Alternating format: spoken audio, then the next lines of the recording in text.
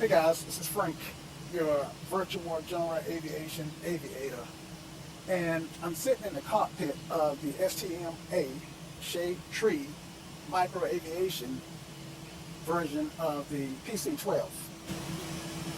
Now, the PC-12 by Shade Tree Micro Aviation, or STMA, is a lovely machine. As you can see, it's got the PBR texturing on the outside skin for those beautiful reflections. This particular livery is one that I particularly enjoy. I do intend to find out how to paint my own tail numbers on eventually, or end numbers, to put on the outside and on the inside, since I do have a subscription to Photoshop. But the outside livery looks great. And back to the cockpit.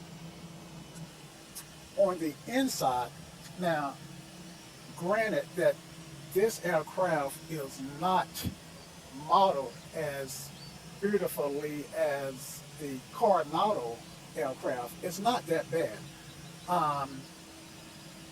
And I can tell that Shade Tree, let's see, has he done any updating? I know I had told him that I was having trouble reading this guy, and he suggested that I just might want to hold up to the next version, which would be the NG, the PC-12E version, because it would take too much time to go back and model that. But anyway, I digress. The purpose of this video is to compare and contrast the STMA version with the Carenado version.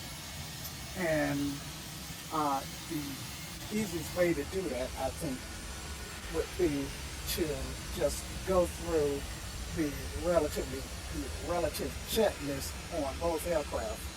Now, for the interest of time, since going through checklists can be timely, can take quite a bit of time, I am going to go as fast as I can. The way checklists work is that stuff that's already checked will automatically advance, so I won't spend a lot of time on stuff that automatically advances, but I do want to show you, give you some idea of what works on the STMA version, and talk about what does not work on the Carenado version. And a lot more of the avionics, not avionics, but systems work on the STMA version, which, in my opinion, makes this aircraft worth the sub $30 that STMA is asking for it. Now, with that said, this is an original X10, XP, X-Plane 10 version that was ported to X-Plane 11, as was the Carenado. Well, let's just say that that for those of you who don't have either version, you'll see the differences. Okay, so let's get started. First thing I want to do, I've got a plug-in installed, which this is not the default GPS. I do want to trade it out for the default GPS. So if I just click here, and that did it. Okay, so these are the so this is default how this aircraft comes. All right. So pre-flight inspection is completed. That's the walk around on the outside. Parking brake. Okay, oxygen lever comes on. Now, this aircraft does not have the F mod sound, so I do miss that, especially when I'm starting the engine up. Okay, circuit breakers are checked. EPS, which is emergency power system, goes on. And originally, with my my first checklist in this aircraft, I mentioned that I thought that this had a bug because I was trying to click it, but with STMA products, you have to push it up. And you see, as soon as I pushed it up, it came alive. And not only did it come alive, but you'll see that it actually affected this guy here. So let's do it again. And so that tells me that the emergency power system, which is tied to the steam gauges, that completely makes sense. Okay, the more level. And in my original video, you can find that. I think it's the PC-12 full checklist for some airport that I was flying in and out of. It's in my playlist. You will find that I couldn't figure out what the war level is, and it's simply the manual override. So it's just this guy here. Let's get it on the right side. And even though it's got the plus beside it, usually something has the plus beside it, it's automatic. But for some reason, this is not automatic, so I have to check it off. And PC level is idle. Everything is idle. Bring that down to idle to cut off. All right. And now we're at the full emergency shutoff, which is pretty close to where I was just at. Why is that starting every time I hit it? Which is these guys back here. And they are in and stowed.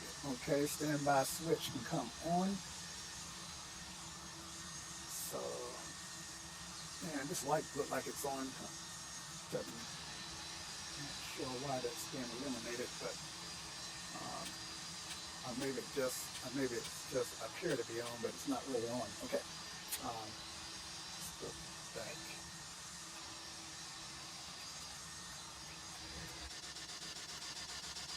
I believe I'm crashing. I've been having some issues with X-Plane crashing every now and then.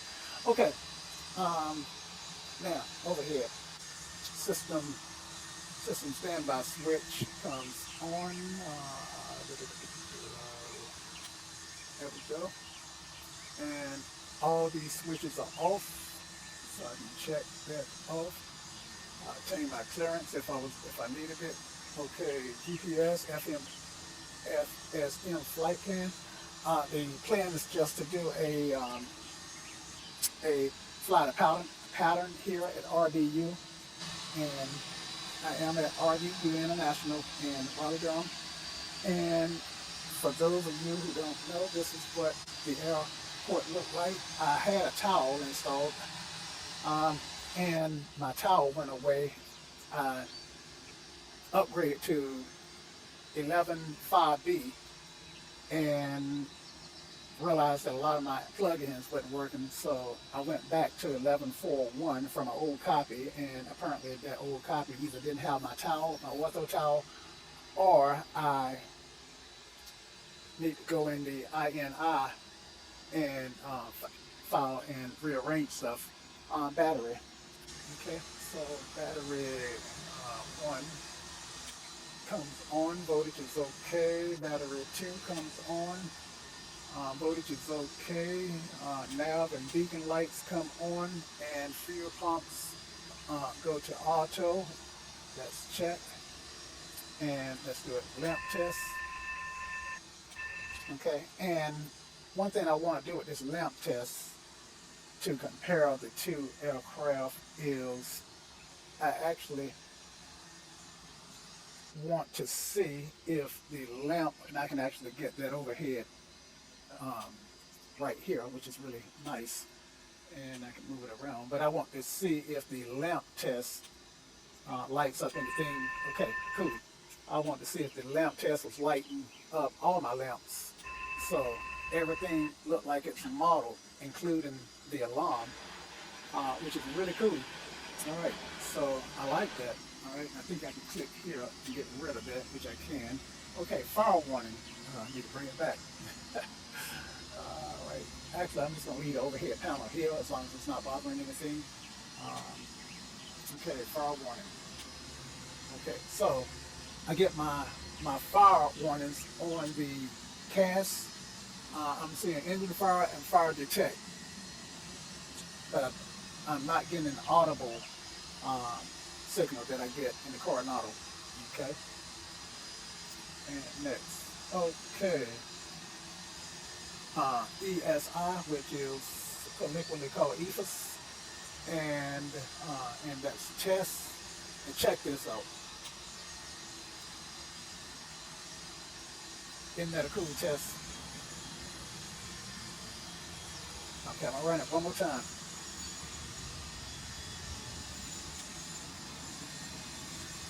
So that time I just hit it, I didn't hold it, and this time I'm gonna hold it.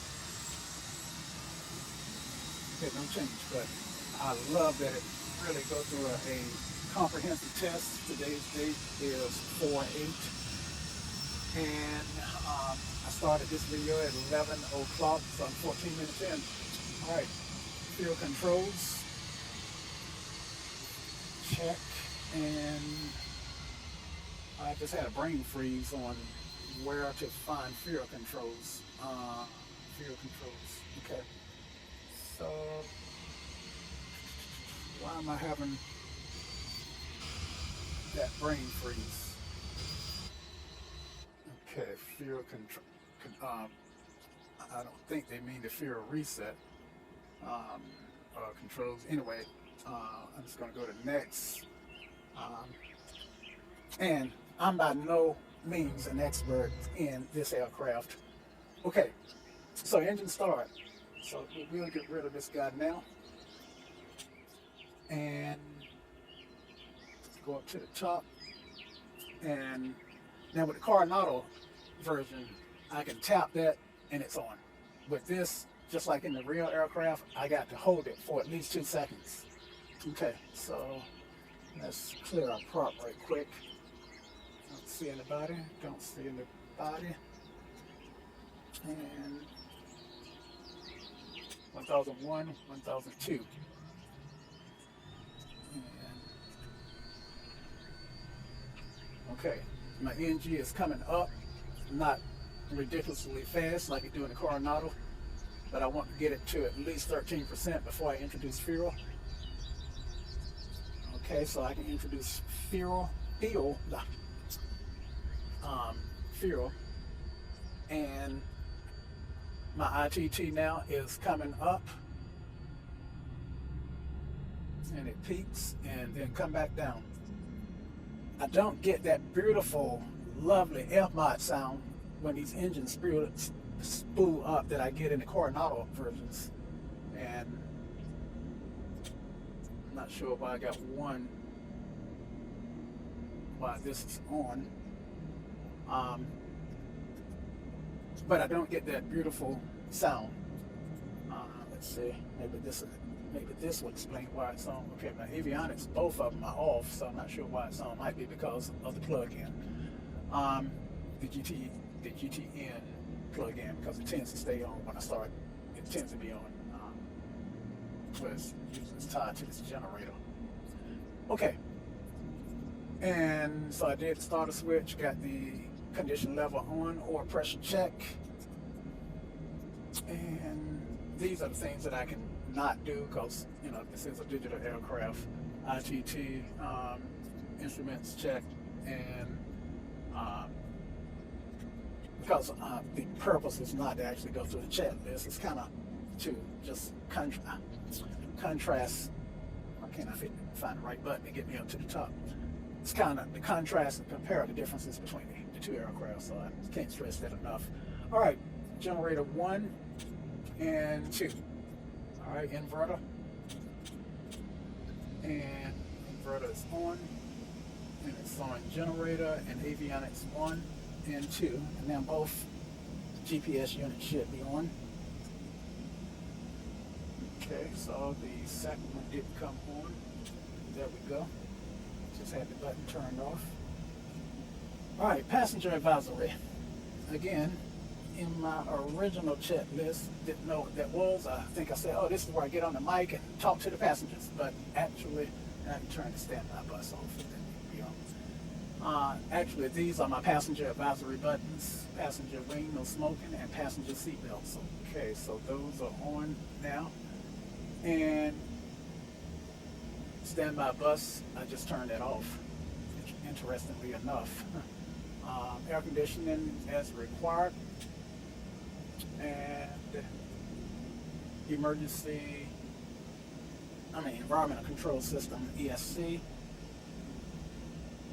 And it's going to be this guy here.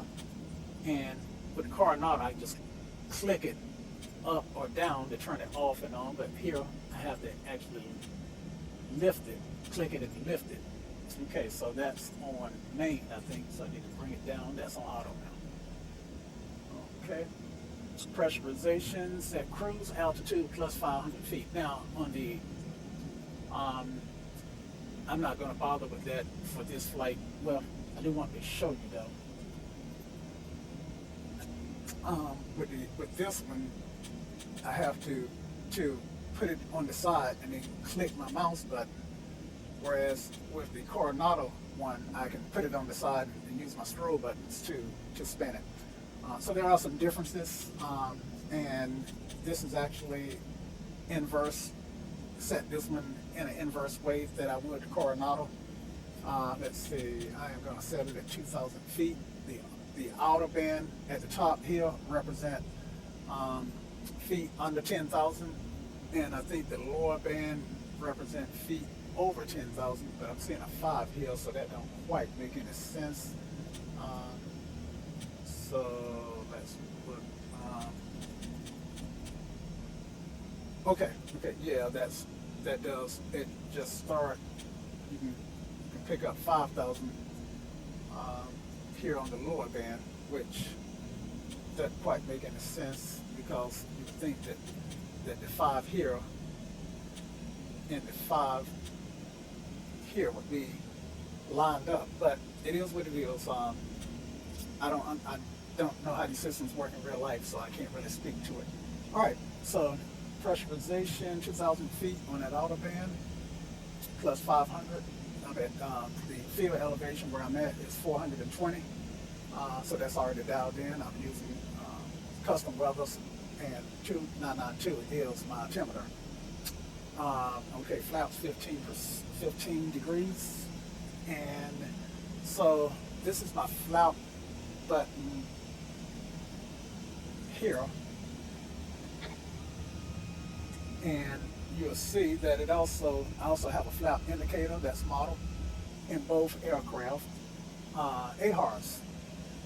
Now, let's see, now I can't click here and get rid of the yoke. There's nowhere I can click to get rid of the yoke. So I have to actually go over here and find display yokes and turn it off. Okay, so AHRS is tied to the navigation system. It kind of determines whether I'm using the standby systems or the EFIS systems. I normally keep those on slave, and let's see if anything changes. And I don't know why the NG is blinking. And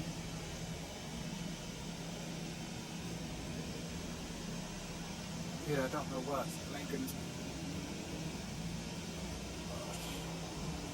And I do need to adjust the detent on my side yoke to coincide with reverse, because if I come down to the detent, then I go into reverse, and with the brakes on, the prop will lift that whole turbine engine, the whole front end, and look like I'm going to take off like a rocket ship into space, which I'm not. Okay, no flag, but one of the things that I do want to see is how much modeling is done on the AHRS system. I keep forgetting I can actually do it this way. Let's see, so change it, that has no effect.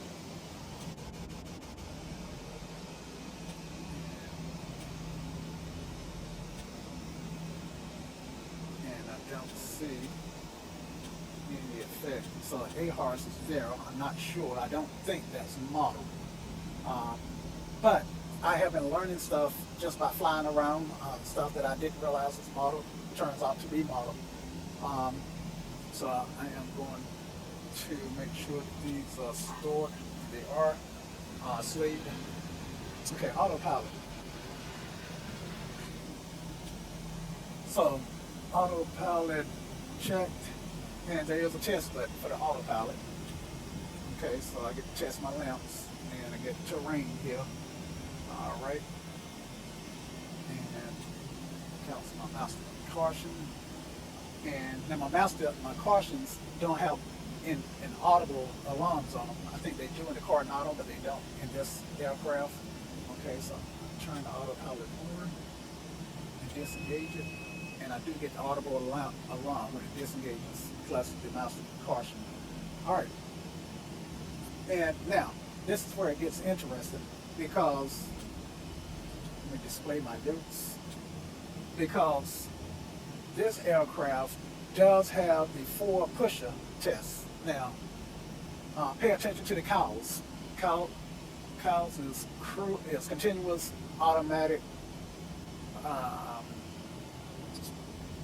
continuous automatic warning system. And let's see, turn the overhead panel back on. All right, now with the Carenado, I hit the pusher test and my yokes vibrate, and then I hear don't hear anything. They just vibrate, and so I can just push it. They vibrate, and I say, oh, I'm done. But here, I actually have a lot to do. First of all, I got to have my flaps at 15%, or it won't work. Second of all, my torque has to be at least 5, but I'm told that it actually works even better if my torque is up around between 10 and 12. So I do want to raise my torque. So I'm going to try it there at 9.5, 9.7, 9.8.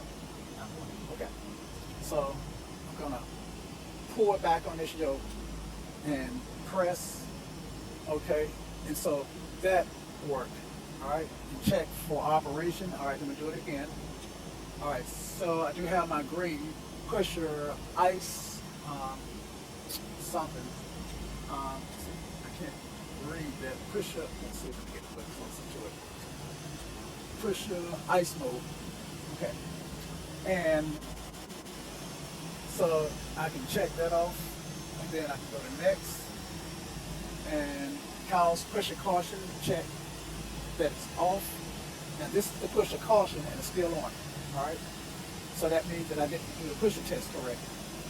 All right. So what I've learned is, I think this right here should be down at the bottom, but nevertheless, I do need to go through all of this in order to get it to work, including this 3 seconds. Cows pusher caution check on after 3 seconds.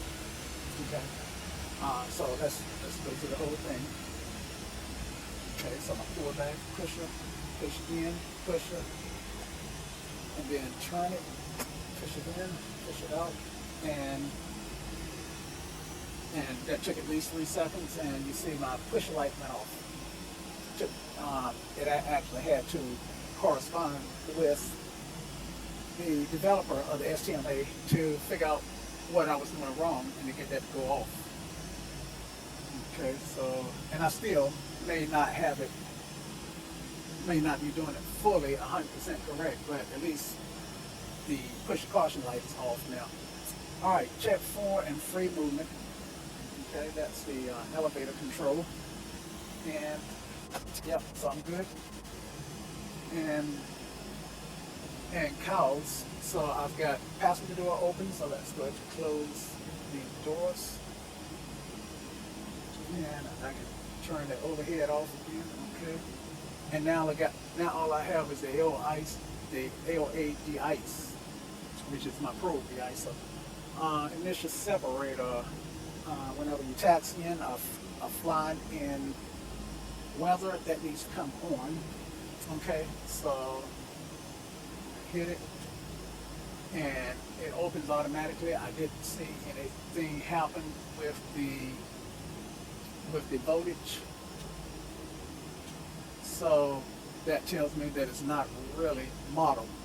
Okay, the ice, and let's see, check if ice, but I'm just turning it on just to see the drop in the amperage.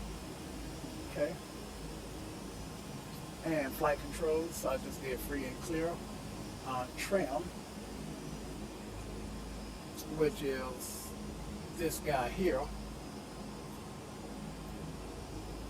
and that is pretty much set. Now I use the alpha yoke with the electronic trim, and one thing about the electronic trim on the alpha yoke is if I'm in autopilot and I want to retrim, then it disables my autopilot every time.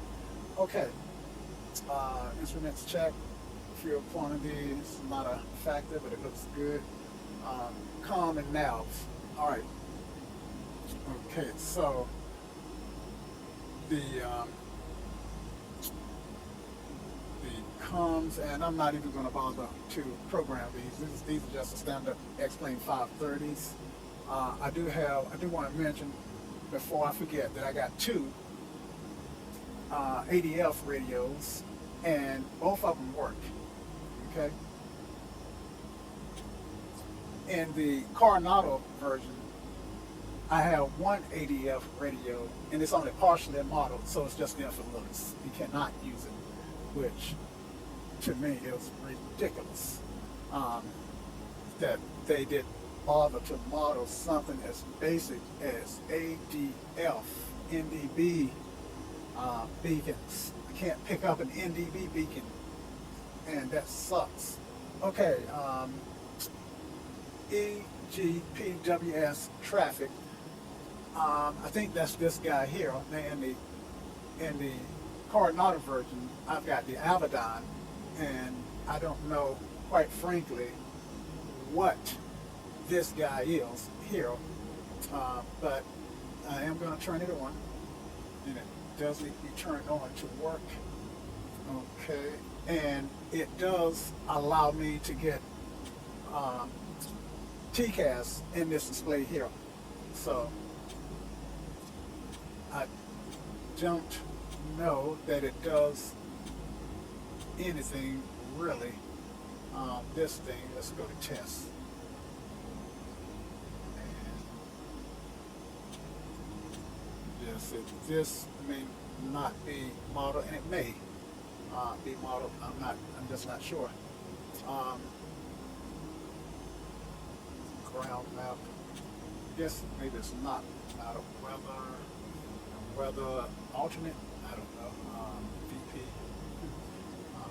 Okay, so this guy's taught this. Now this piece here definitely works, and this is pretty much the same as it is on the Carenado version, and it works as you can see. And so there are quite a few different modes. So I'm at KRDU. There's my waypoint, and another waypoint in VOR, and looks like a GPS waypoint, the airport. So yeah, so that's cool to have that working. And of course, I can get traffic. I have seen traffic in here, and I don't know that I can get traffic while I'm on the ground. Now this, I'm not sure whether this is for traffic, because I don't know how to use it. But since it's got the K there, it's probably track. Again, having a clue how to use it, and this button does turn, so I suspect that it is modeled to some degree. Okay, cabin pressurization, we are not going to go back over, and I have no idea what yokes remove mean. Let's see if that checks off when I do this. Nope, I'm clueless on this. I think that can come out. Okay, flight director and altitude set. Okay, so the flight director is on, and I can actually, now this works pretty much almost the same as it does in the Carenado version. However, I have been bitten more than once by not checking the direction of this arrow. Let's see, so I'm doing feet per minute, and If this arrow is turned down, then that means that I'm descending. My autopilot is set to descend at 1,000 feet per minute. Now ascend at 1,000, and then finding these click spots for this can be real tough. Let's say I'm doing a pattern, so I want to go up to about 18. You know, the pattern is usually about 15, but since I'm in a turbo, I'm going to give myself an extra 300 feet. And engage 1,800 feet per minute, and at 1,800 feet. So actually, I don't want to climb out at 1,800 feet per minute. Let's turn that down to 807. Let's do 800 feet per minute. See what I mean? These click spots can be a real trick, especially in turbulence, and if you're flying. Now, I might be able to pop this out. Radios, I have never tried to pop it out. Radios, PS, ground. Yeah, so I don't see where I can pop it out. And this is because, to be honest with you, I had never popped that out before in all the flights that I've taken in this aircraft, and trust me, I have taken quite a few. The PC-12 is this aircraft, and the Carenado is the Carenado one. So, as you can see, got quite a few flights up under my belt in this PC-12. All right. Okay, so flight director, that's set. Next, taxi light, and this is pretty basic. And recognition light. The Carenado version doesn't have a recognition light, but that's, you know, no big deal. Okay, so taxi and flight instruments check. Okay, so I do know that that the weather is pretty good. I'm gonna hold the brake, and let's see if we can take off this guy here.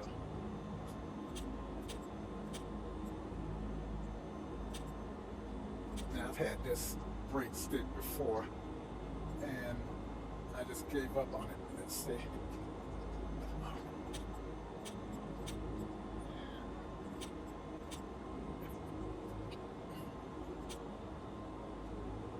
Alright, so I'm stuck here. Alright, let's try this. Brake release, top down, park brake release. So it glitched on me, and that sucks. Okay, so how can we fix that without stopping this video? We can do this. We can. That ain't what I want to do.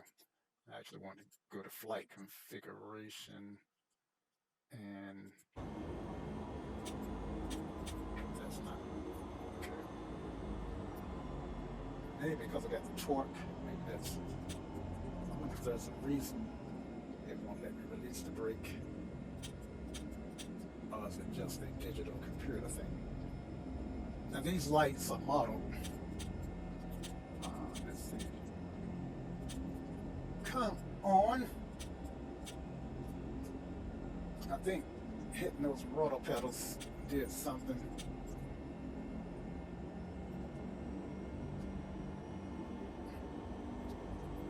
Alright, so I'm gonna have to restart here. It's just no getting around it. And let's see. Let's just do this. Start with engines running. Yep, that fixed it. Okay. But the problem is I'm not sure whether all the settings that I dialed in before are still dialed in from previously. So let's go up here and look. And then my initial separator can come on. beacon and nav lights can come on. Okay, everything looks okay up here, and sorry about that. Okay, air conditioning goes to auto, and EFIS. I tend to use composite. I don't think it really makes a difference. The EPS needs to be armed, and I can't see whether the light's coming on from that angle.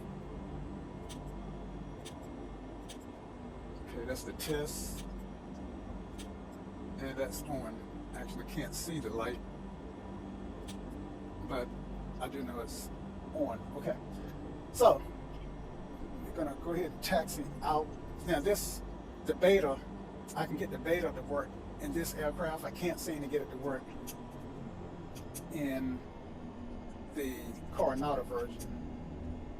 Okay, so I do get the beta caution light to let me know that it's in beta, and my beta taxi, to be honest with you, is a little too slow. I'm taxiing at 2.5, so even though maybe in beta, the caution light is now out, but I do want to give it a little bit more torque and taxi a little faster. And without the F mod sounds, it's hard to even know. All right.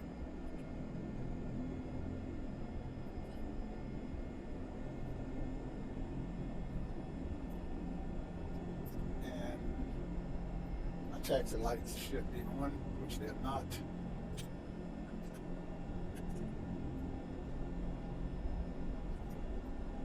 You know, I know that I'm showing a tailwind, but in the interest of time, I am going to take off on 2-3. I do know I got custom weather set. I do know winds are calm, and Traffic Global rarely use this side of the right side of the airport. They only use it when they got 2 aircraft coming in simultaneously. This is not even, I'm going to 5. I'm going to do it right, boys and girls. Since I'm still on the taxiway. Looking at the pavement markings, looked like I was entering the runway, but I'm actually still on the taxiway. And I am taxiing at 14 knots, looking at the ground speed on the GPS. 15 knots. So, and I'm gonna do an intersection takeoff. This is a Pilatus, and the Pilatus usually come with stool default, so I don't really need the entire, I'm seeing some liveries at RDU that I don't normally see. This is usually the JetBlue side of the airport, unless that's changed. I know JetBlue was talking about moving their Spirit. Cool. Spirit is not parked at the, it's parked in a weird place. But it is what it is, right? And now this terminal, I do believe is technically still under construction. I mean, under reconstruction. So I'm not sure that it's actually in use. I'm going to take off right here.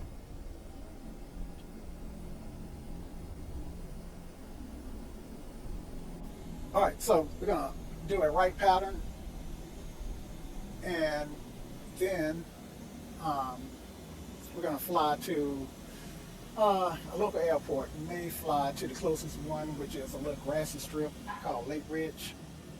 That's an airport that I've actually flown, and actually I trained at that airport. And so I am capable of doing a high approach over obstacles and landing in a short grassy strip in a 172 and a 152 with stove kits on them. Okay. All right, so I digress. All right, landing lights come on, emission separators on, probes are on, Recognition logo light, that really deep. But we just turn it on. Okay, and no CAS messages, cow messages, and flight idle goes, condition goes from ground idle to flight idle, and flaps are at 15. All right, so I'm in takeoff configuration. So let me just get as much of this runway as I can, even though I'm sure I won't need it all. Okay, line up. And flight briefing, we're gonna apply power and get our torque up to about 40 and rotate at 100.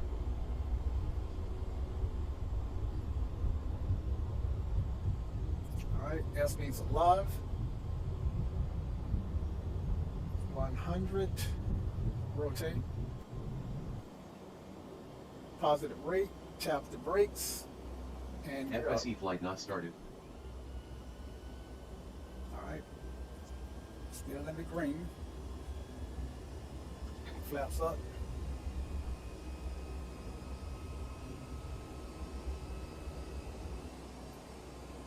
Power back. Trim.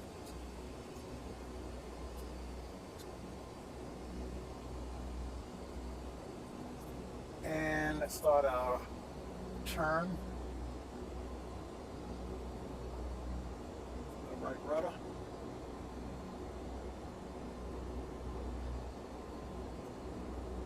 And I'm actually kind of feeling my turns. All right, let's crosswind and let's go ahead and turn the base. Turn the downwind. All right, let's lower the nose. And I recognize that crater, so I want to start coming out of my turn. Let's see if we find the airport. Yep, I see it over there. And trim down that nose, power back. Now, one thing that's really cool on this aircraft is, let's see, well, it's not working now. Let's see, I'm seeing 98 nautical miles, and I think that's probably it's not working. But with the GTN, I can hit this guy and it shows me continuously how far, what my AGL is, which I find incredibly useful.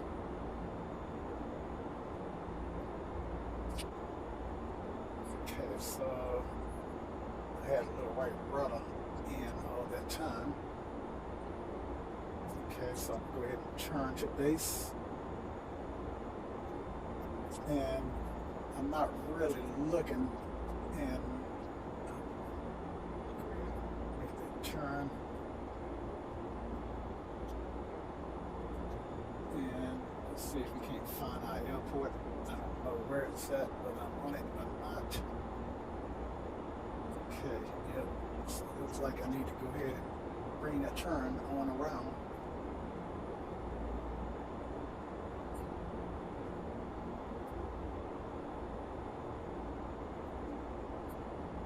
All right, let's power down, power back, get lined up here. Let's see. Okay, I'm in gear range, so I can lower my gear. That helps slow me down.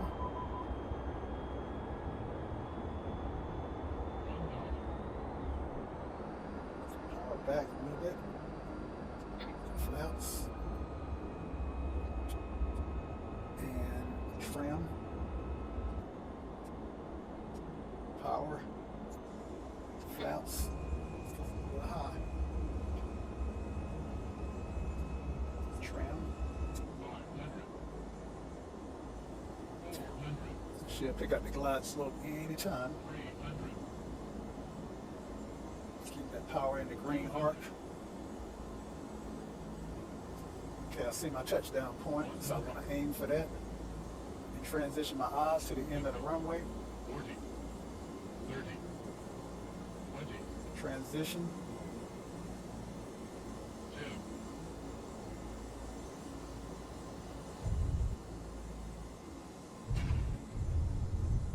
All right. Flaps up. Power up to 40.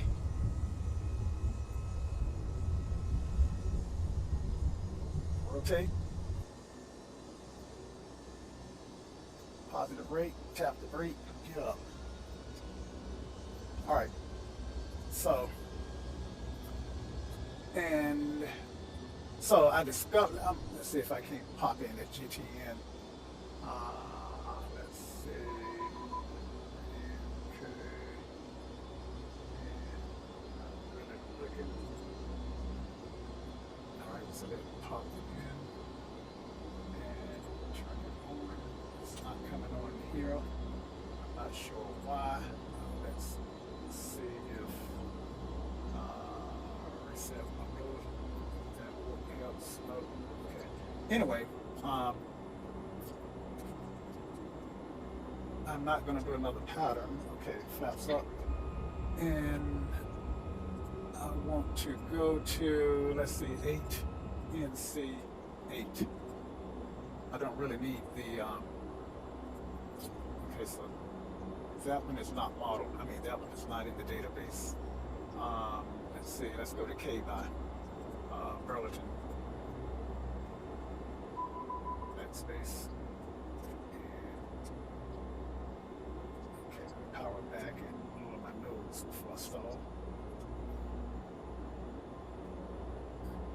Okay, gears up.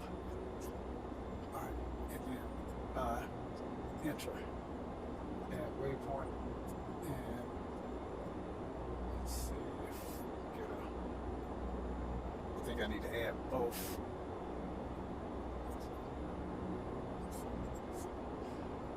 So insert RDU before K RDU. Enter. And let's see what I got it now.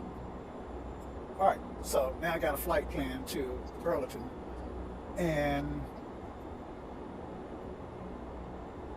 I am hoping to turn around.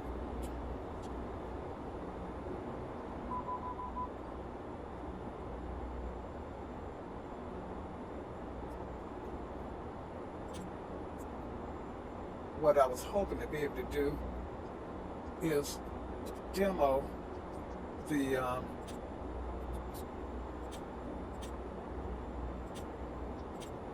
okay, remember I told you I wasn't sure whether AHRS was modeled.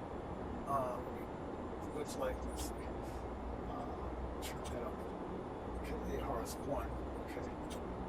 And now, okay, so now I got 38 nautical miles. That's consistent with what I have here. And let's see.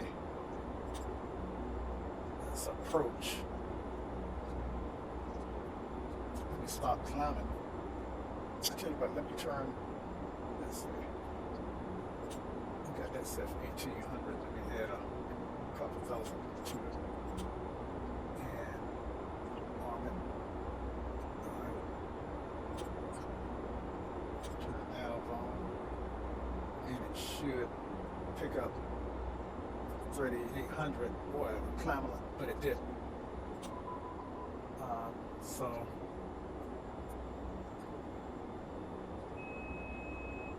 So I did something wrong. I'm not sure what I did wrong. But the feet per minute must have been something real crazy the way it took off. Probably something.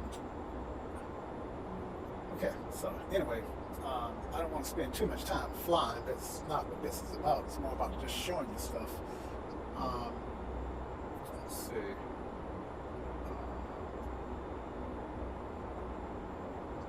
So autopilot is on. Get my hand off the yoke. got nav on. I'm not sure what it's in, what mode it's in. I'm not sure. So let's, okay. I need to have this, change this to GPS. Now I'm in GPS mode. Okay. So now, okay, so looks like I'm consistent. Okay, now this is what I was talking about. Okay, so I'm at, I got 30 knots to my destination. I'm over the ground at 224 and the 007. Let's see. I think my autopilot disengaged when I did that. So the fact that my autopilot disengaged tells you that it's model. But 220 knots, 225 knots. My desired track menu is, and maybe because I didn't have the GTN on when I started, but I promise you, okay, maybe this is it. Terrain on, let's see, terrain. But you see this stuff that's modeled in this aircraft, and this stuff works. I promise you it does. I'm just not doing a good job demoing it at the moment. But at one point I was in the mountains, and as I was going over terrain where it says 006, that guy was changing with the terrain. It was almost like the radar was looking forward at some point at the terrain and giving me a idea of what my AGL was, and I thought that was so cool. And I'm not getting it now. And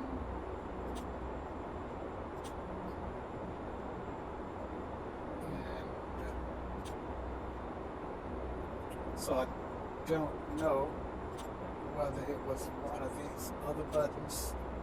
The other thing that I would like to demo, if I can, is the TCAS. Let's see. I know I got Traffic Global running in the background, and probably would need to go back to RDU to find something close enough to cause the TCAS to go off. But the TCAS, just take my word for it, if you like, does work. And I think it works on the Carenado too, so that may not be that big of a deal. Turn my air conditioning on. Okay. Let's see. It looks like it may be counting down. Yeah, it's counting down my ETA. That's what that 05 is. GPS. So anyway, without further ado, let's either get to that airport, which is just 5 minutes away, and I'm over the ground at 200 knots, so it's not worth turning around. And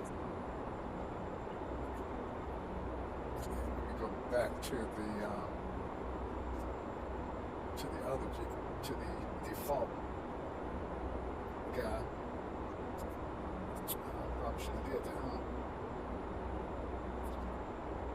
Okay, so that's to heading. I don't remember what the head was. Alright, so let's just move the head up to about 30. Put this in heading mode. And take it off GPS. And should pick up that head now.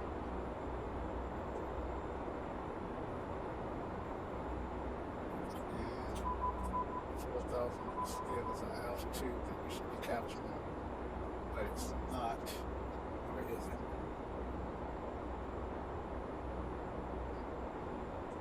Might just be oscillating a little bit. And yeah, that's what it's doing. So I'm giving it a help. I suppose that you probably find that sometimes you have to do this in life. Okay. So, autopilot trim and flight plan.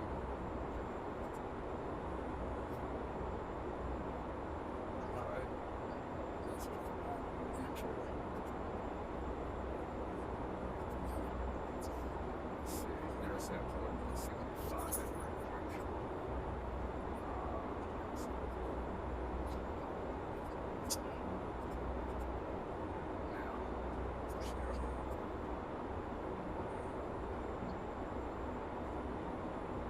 Airport. Chapel Hill is closed.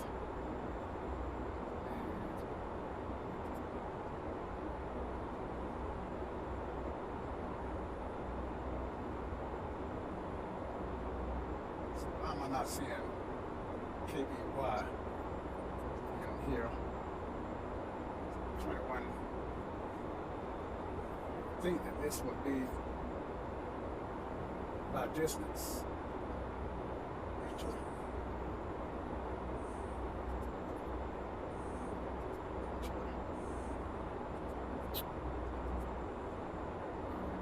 Direct to enter. Flight plan.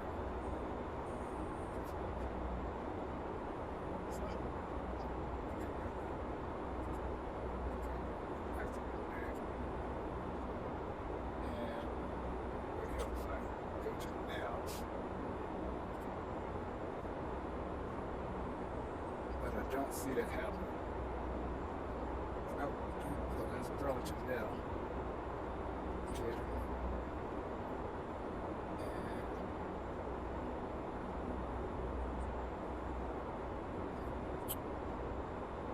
So,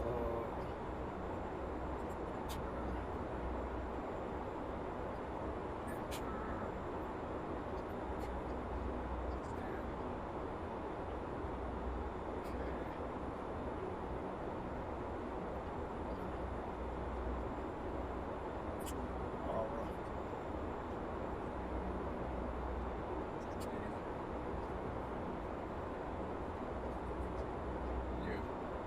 As you can see, I'm just having a ball just flying this aircraft.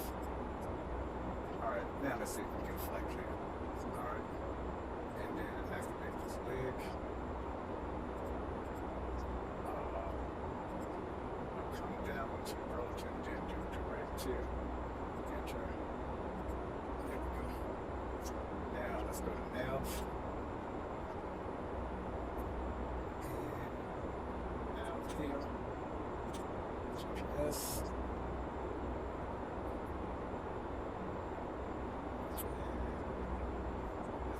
Activate it again.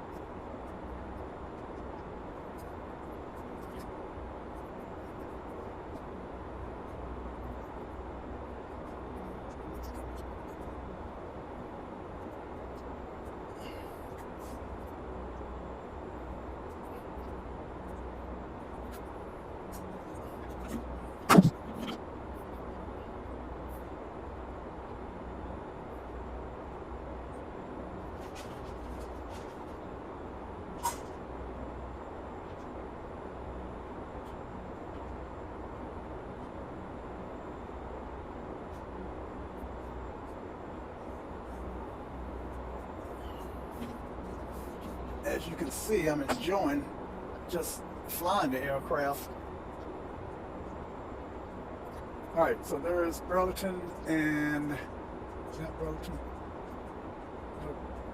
I'm not sure what that is, but that's not it. Let's see, let's get down.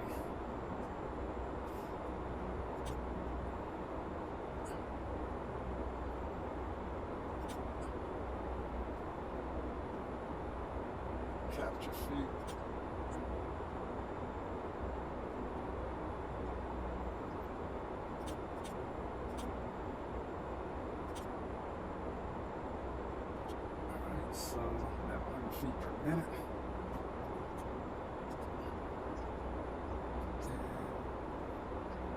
And set still on.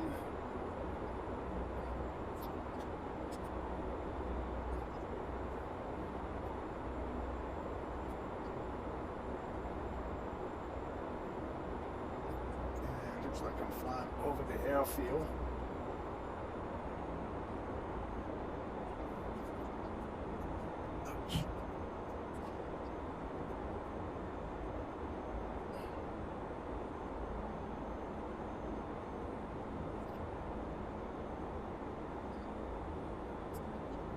So let's go to procedures and pick up runway. Select approach. Enter. We'll turn around. We'll go. Let's just do ILS 406. And I'm not sure the difference between Y and Z. Vectors.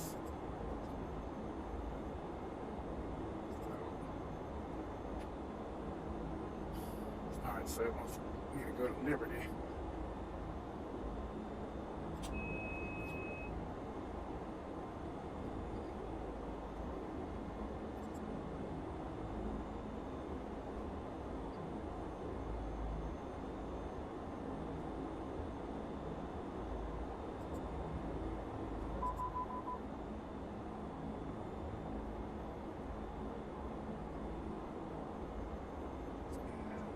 Just going to do a BFR a minute. In fact, on the airport.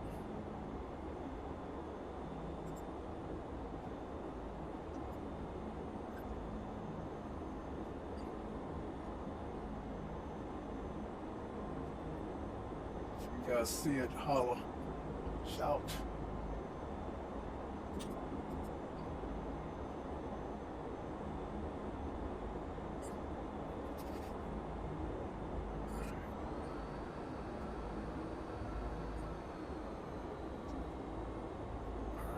I think that's it up there. No, that's not it. See how much fun this is?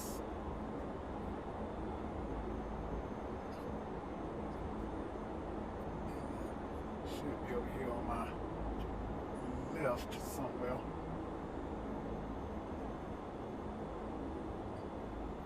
Trying to say that was it, but it's not. Watch my speed because I am really pulling back on this stick. The speed is not too bad. Trim so I can release some of this back pressure. Alright, look at the GPS. There it is. Alright, on base. Okay.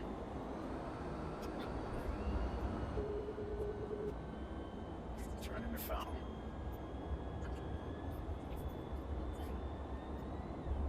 This is not the way you land an aircraft in real life, guys. So kids, do not try this at home. Sync rate, sync rate, sync rate, Flaps. sync rate, sync rate, sync rate, sync rate.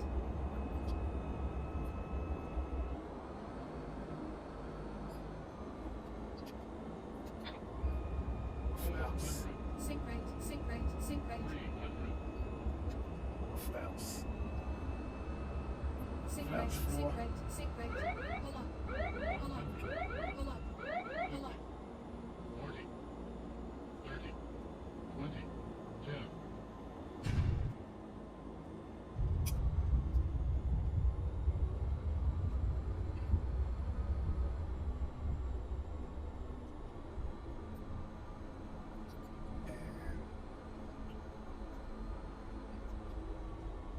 Okay, so that does it for the STMA version. And I am not going to go through the I'm not going to go, stop. Got too much torque. I am not going to go through the shutdown procedure. I'm just going to set my brake and turn this guy off. But there is a procedure to shut it down. Remember to turn these off. Okay.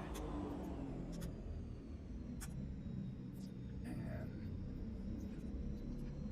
now, sometimes I can't shut this down unless I find that. There we go. Now I can shut it down. So it does have that safety. And generator, battery, and turn all this good stuff off. Turn battery 1 back on, make sure I got everything turned off. Yep.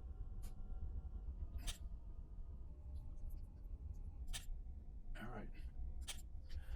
Yep. Okay, and then the stuff come off. See, that light there was on. And now this cabin pressure should be guarded, and it's not. You don't want to be in flight and dump your cabin pressure. Okay, so anyway, yeah, let me turn this stuff here off before we shut down the aircraft. And we're done. I'm in the Carenado PC-12, the PC-12 from Carenado, sitting here at RDU in the same spot the STMA aircraft was sitting at, and it's in a cold and dark state. Let's see, the first thing we're going to do is remove what Carenado called the static elements. Okay, which include the chucks. All right, and let's jump into the cockpit. Well, let's open the doors. Okay, so let's close them up. And springtime, the birds and bees are singing. I tend to keep window and instrument reflections turned on because, in my humble opinion, it adds to the immersion. But it does make stuff harder to read, and sometimes I think that the extra minute exercise is better. Just heard something touch down on the other side, but okay, so we're in the cockpit, and the first thing I want to note is the skin, the texture, how good it looks. I mean, this guy, you can almost feel the texture of this pleather or plastic that you find on dashboards and cars and whatnot. I mean, I think Carenado did an excellent job, and the metal has such a look that it actually look like it's metal, and it does not look cartoonish. This guy here, and this one that does not operate as it does in the STMA, but this handle or latch or whatever it is, it looks fantastic. There's nothing cartoonish about the dashboard in the Carenado PC-12. Okay, so as with the STMA version, we're going to just go through the checklist that works with this aircraft. Okay, so let's see. Now the checklist do things in different orders, but I find that by using the checklist, it helps me avoid skipping stuff. All right, so open our doors and check that off. Refuel and inspect the aircraft. I could go out to X-planes, fuel and weight imbalance and check, but I'll actually see if I need to add fuel when I start the aircraft, when I turn the external power on, which I'm about to do now. Okay, external power. And let's flip that up. Okay, and avionics 1 and 2. And I love that sound. Okay, so that's model, works okay. And file flight plan. I'm not going to file a flight plan. Okay, but I can see my fuel quantity right here. I am rocking the dual GPS 530s. And again, here at Raleigh-Durham. Avionics 1 and 2 can come off. So we would do that. And external power. Now, one thing that I should note is when I'm using the GTN 750 and I put in a flight plan and I go up here and let's see, go back, and I go up here and turn the external power switch off, then that kills the power on the GPS and I lose my flight plan. So that's just something that you guys who are rocking the GTN 750 might want to keep in mind. So basically what you want to do is leave your external power on until you get your battery on. Okay. All right. So avionics 1 and 2 are off. I mean on. Looking at that backwards. Okay. So let's see. Wait a minute. Now I skipped something. External power on. Okay. Yeah. I actually went to the next page. Okay. So these are off, and I think I was here. Let me turn this back off. Okay, so EPS switch is the emergency power switch is here. The light works, but it's not tied to anything. So nothing worked. In fact, generally speaking, with this X checklist, if it has a plus beside it, then that tend to mean it's tied to something. And if it doesn't have a plus beside it, then it's just there and it's just not doing anything. Okay, so I got that switch on. Non-EPS should be on auto, not override. Okay, and then the standby switch comes on. And this is where I would turn battery 1 on and then turn my external power off if I had the GTN 750. All right, test lamps. Okay, now on this one, I can't pull this panel out to show you how it looks, but I can tell you that unlike the STMA version, and let's go way back out here. Let's go and let's move this visor out of the way. Scroll up so I can hit the test. Unlike the STMA version, when I hit the test lamp switch, the only lights that come on that I can test are the overhead panel lights. It has no effect on any of the other cockpit lighting, which is unfortunate. If it was modeled closer to the real thing, then when I test the lamps, then I would be testing the lamps on basically all over the cockpit to make sure everything works properly. All right, de-icing. Let's see, let me come back in. And I guess that's a good place to be. All right, de-icing off, and that's on my overhead panel. Everything is off. Emission separator is off, and cooling is off. Passenger seatbelt and passenger no smoking is off. External lights are all off. And this one actually have me check and cancel my master caution and master warning as I go through the checklist. And I love that sound, which I don't get in the STMA version. That's a nice sound. Now the Carenado version do have some really good sounds. All right, EFIS. Wait a minute, I skipped some stuff. Okay, so again, if things are already in the correct state, then the checklist will check them off automatically. External lights are all off. Emissions, fuel pumps on auto. Ignition switch is auto. Yellow caution and warning. I just canceled. Landing gear is down, 3 in the green. And EFIS. Now, the EFIS switch here.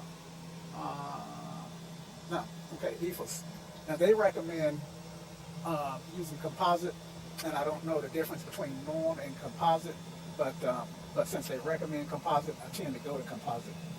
Okay, composite, and you can see it's not tied to anything. It's not tied to a data ref, so that check off automatically. Cabin pressure switch, which is the EPR, and you know, I generally just kind of gloss over that particular switch. And because what I had been doing is the EPR, cabin pressure, I think all those switches would be here, and ECS, environmental control system. So I don't know where that switch is at, but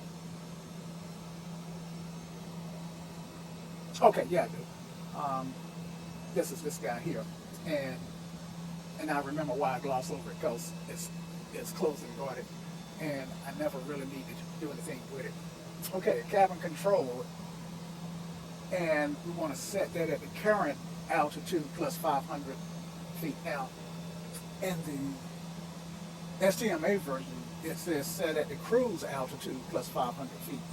I don't know which is correct, but I would imagine that setting it at the current altitude plus 500 feet would make more sense, because if I'm climbing to 25,000 feet, then why would I have it set at 25,000 feet if I'm only at 8,000 feet, and let's say I'm going to be at 8,000 feet for whatever reason for an hour. But I don't know. The other thing is, the inverse logic to that is, if I set it to the cruise altitude on the ground, then the chances of me forgetting to set it to the cruise altitude in flight goes down. So if I set it at 25,000 feet now, and I'm climbing to 25,000 feet, and I get distracted, then I don't have to worry about forgetting it and then suffering from hypoxia and having a bad day. So I don't know which is right, but I do know that the STMA version do have you check it in multiple checklists throughout. You think check it in your climb and check it again at cruise in the checklist, and it may be this way in the Carenado. I'm not sure, but it is what it is. Okay, so I'm just going to do some patterns. I'm at 4,420 feet right now, so I'm just going to set it to 1,000 feet, because I actually don't need to set it at all. All right, right side, oxygen comes on. Now with the other one, I turned it on early in the checklist with the STMA, and when I turn it on, I can hear it. I don't know if you can hear this.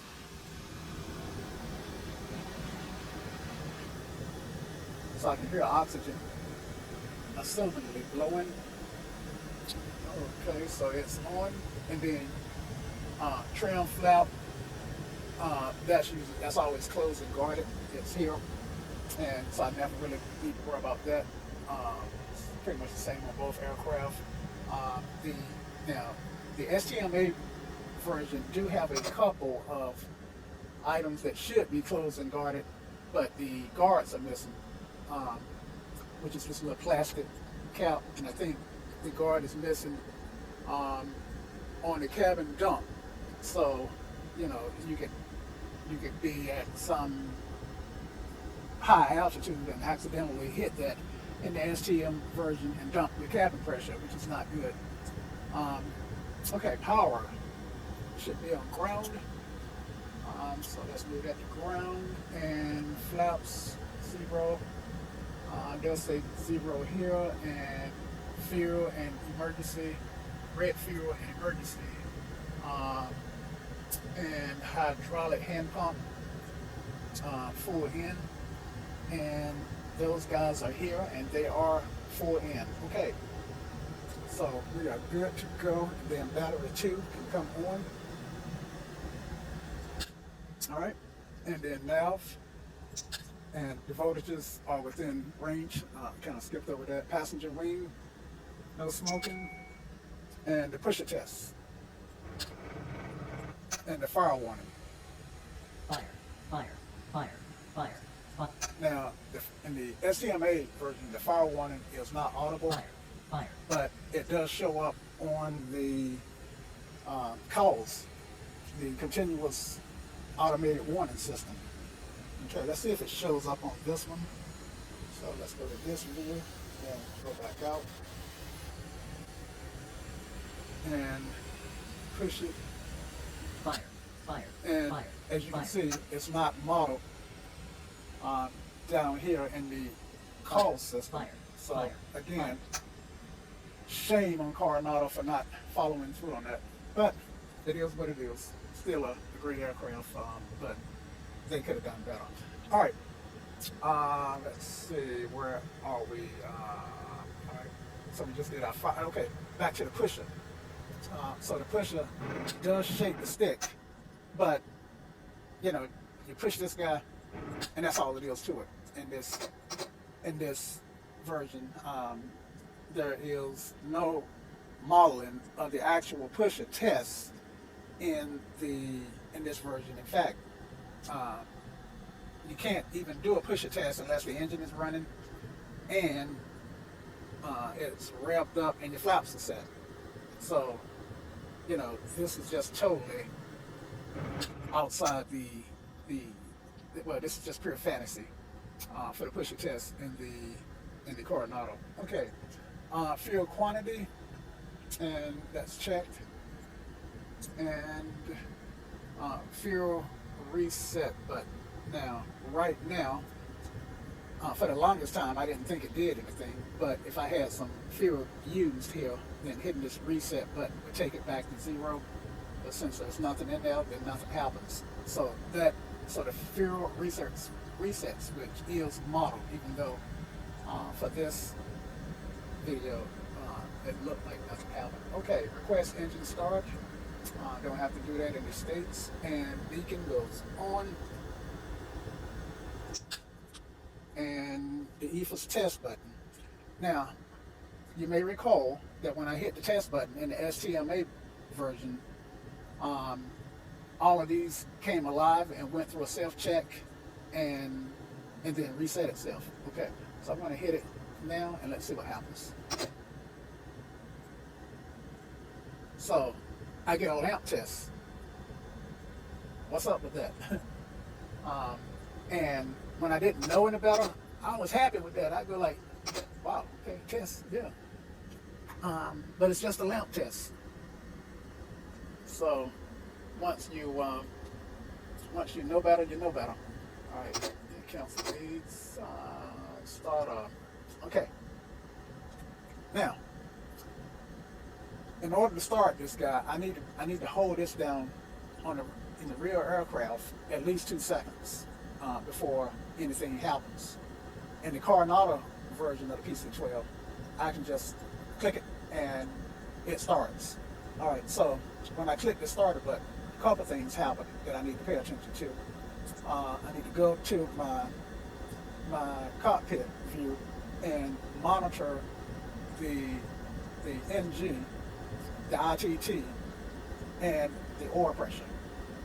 Okay, and I need to make sure that they stay within these ranges. Now, the NG should I should be able to get to I think flight idle, get the condition lever, which is this lever here, and flight idle within 20, I think it's 20 seconds. I noticed that it takes a little bit longer on the STMA because the spool up is a little slower. I think it's 20 seconds, maybe 30. If it's 30, I'm good. If it's 20, then I'm a little bit slow. But a couple of things that happens with the Carenado, and that's not really a reflection of the real world plane, is that I can hear the starter, and the starter makes this sound. Well, oh shoot, interrupt. Okay, I hit the wrong button. The starter makes this sound, and then while it makes that sound until it get to, I get a beep when it gets to 12.5 or 13%, and I know I can introduce fuel, which is not really realistic, but it helps speed the process for those who are new starting this aircraft or who don't want to manage, who don't want to change views and look at the NG. And hopefully now that I'm about to start the aircraft, you'll see what I mean. Just give me a second here. My view seems to have got wonky. Okay, so this view here should be my cockpit view. And I think I must have did some adjusting because it's kind of off, so let me get it back to where I want it. All right. So, okay, there we go. Then I do need to come in, so and go over. That's about where I'll be sitting in the seat. Try to get this centered up. All right. Okay, so let's go ahead and hit this pusher button, and you'll see everything I just described. Okay, so I'm just going to click it, and because I'm talking about it, it works. All right, there you go. Click, and all right. So when I hear that beep, I can introduce fuel. Using that condition level. I'm watching the NGs. I'm going to get over 50%, 52% actually. I pretty much know I'm going to have a good start. Okay, my RPMs are coming up, my oil pressure is in the green, and my oil temperature should start to rise.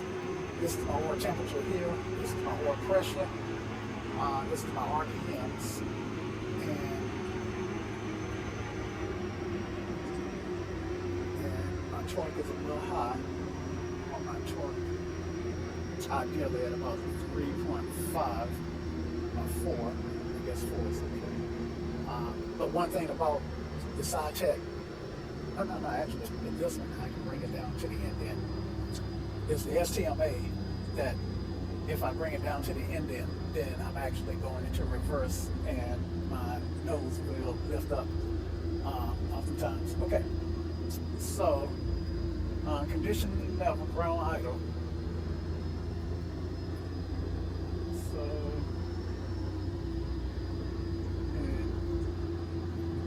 Not finding ground idle.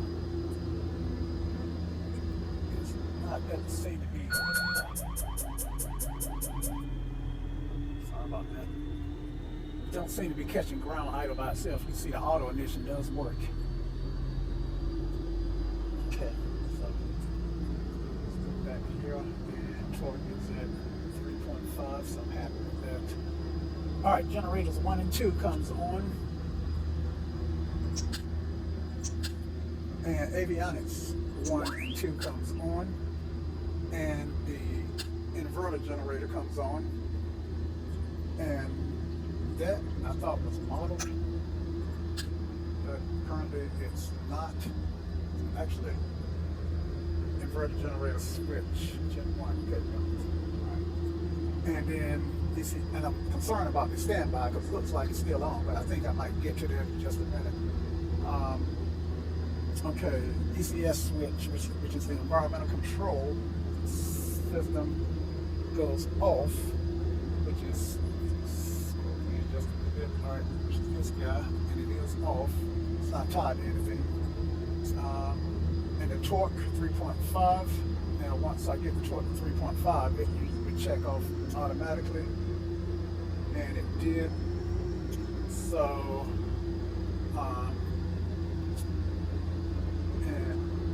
RPMs look okay, oil pressure's in the green, and no warnings to cancel. Okay, and this is where I would set up my my GPS comms and instruments. Now, this is interesting and something that I find just downright unforgivable from Carenado in this aircraft. And I know they don't circle back to do major upgrades, but they really do need to circle back to fix this ADF radio. It's not tied. It's only partially modeled. This, I can turn it off and on, and the frequency button is, I can hit that, but nothing else works. I'm clicking this, nothing happens. I'm clicking this, nothing happens. Of course, I click the frequency button, and it just toggles to these frequencies. That's the only thing it'll do. This is not modeled whatsoever. This button is not modeled whatsoever. The off-on button, or the volume button, is modeled. And the tune button that allow me to tune it to different frequencies is not modeled whatsoever. And that's just poor. That's just unforgivable. You know, if my GPS stack go down, then I don't have a VOR nearby, I can't use the daggone 8 NDB beacons to get me to a destination where I can land safely. Can you believe it? This aircraft would not be certified for flight without that radio. Okay, so enough bitching and moaning about that, but you know, I really think that they could have I really think they could have did a better job. So what is this red light? Passenger door. So I thought I closed all these doors, but I guess not. So at least we know that that's modeled to the cause. And let's just check the baggage door while we at it, and that's modeled. So that's pretty cool. And we're gonna cancel these guys. All right, transponder comes on, and it goes to standby, and we're gonna leave it at VFR 1200. And the altimeter at RDU is about 420 feet, so 416 in this particular location looks about right. I'm not going to get an AHRS because I'm using custom weather, and I've got Kodak or clear weather dialed in with 100 mile visibility. So, and I did that because I wanted roughly the same weather in both aircraft. All right, flaps go to 15 degrees, and that's, you see that button here, that's my flap lever, and it's also modeled here, so that's good. All right, and test AP. Let's turn the flight director off, and let's hit the AP test button. Let's drop down a little bit. All right, and it tests pretty good. So it does test the way that I do get what I expect. Okay. Okay. And now AP turn goes on. Okay, so I do get the green AP light and the red light, which is green AP and red light. So that's correct. And then turn it off, and that leaves me with some master cautions. Now that should have checked off when I turned it off, but it didn't. So I just hit this manually and then cancel my cautions. Okay, and then seatbelt warning, seatbelt signs go on, and I love that sound. I mean, those are nice. Okay, de-icing, and we don't need it, but we can just check to see how it's modeled with the amp meters. Okay, so prop is modeled on the, and some of them are modeled on the left generator, on the right generator, and then some on the left generator, and you can see them as I go through them. So I'm not going to narrate them. Now the inertial separator really isn't modeled.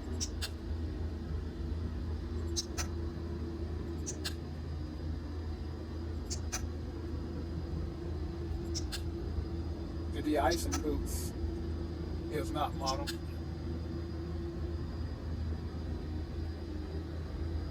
The left windshield is modeled. right windshield heat is auto. Okay. And anytime you're taxiing, you really should have your inertia separators on. And I usually try to leave them on up to about 1,500 feet. The problem is I often forget to look up there and turn them off because I have to actually do a view to see that it's still on. All right, cooling switches as needed. I already checked the modeling, and let's just turn the system on low and vent with recirculate valve. I guess we got recircle cool, and I guess so one I guess would be fresh air and the other would be recirculated air. I don't know. AHRS is slaved and counterclockwise. Actually, it's not model, and it is slaved because I never really move it, but it's not model, and it appears not to be fully modeled. Well, it is modeled in the STMA version because when we did the STMA checklist, toggling it off and on, we could see the steam artificial horizon change. This one is just there, it's just not modeled at all. All right, alternative stabilizer trim. And this is my stabilizer trim warning, and that tells me that the trim is out of sync. So if I look here, it actually does look in sync, but look like I probably need to let it up a little bit. So letting it up did not fix it, so maybe I need to bring it down. And bringing it down did fix it. So that light went off, and I don't have any warnings. And so I can request taxi. Strobe light can come on. I usually don't like turning the strobe on until I turn my landing lights on, because at night the strobes can blind other pilots. So you don't want to turn the strobe on while you sit on the apron, unless you turn it on to kind of let the marshals know that, hey, I'm about to move.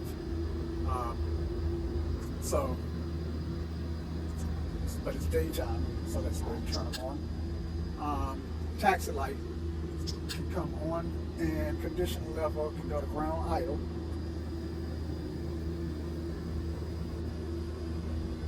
Okay, it is at ground idle, so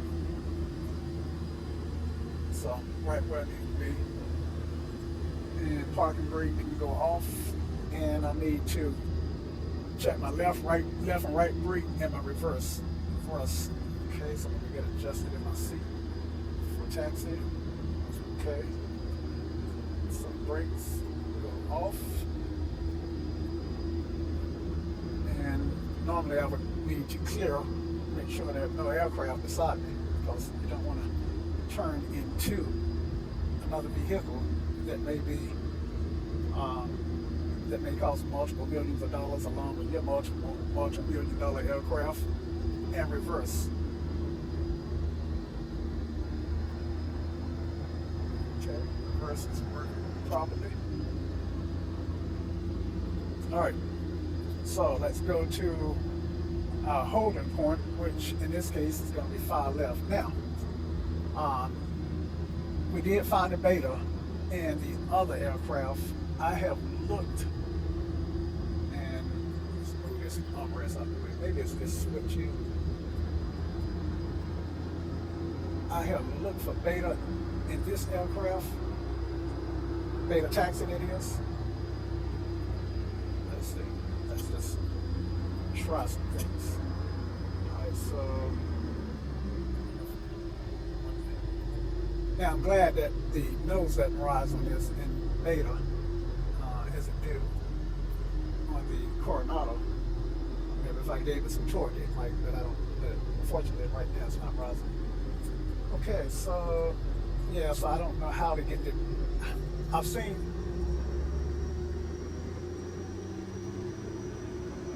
I'm listening to my engines because it sounds like maybe in beta mode.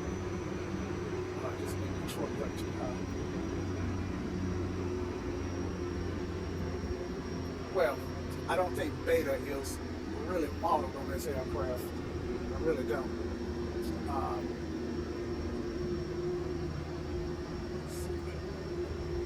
But I have learned that as long as I'm in ground idle, then it doesn't taxi too terribly fast.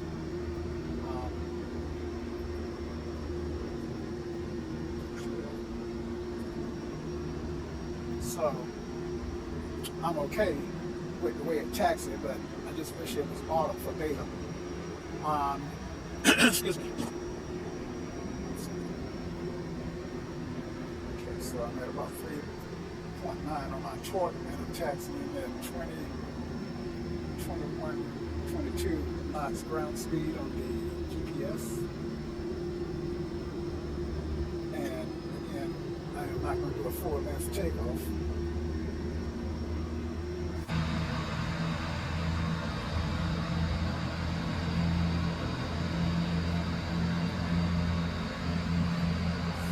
Take off at the next section.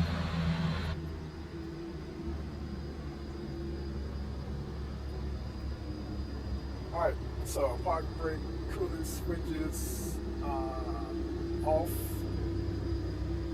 So again, they want the cooling system turned off to take off because you don't want the air conditioner to compete for power.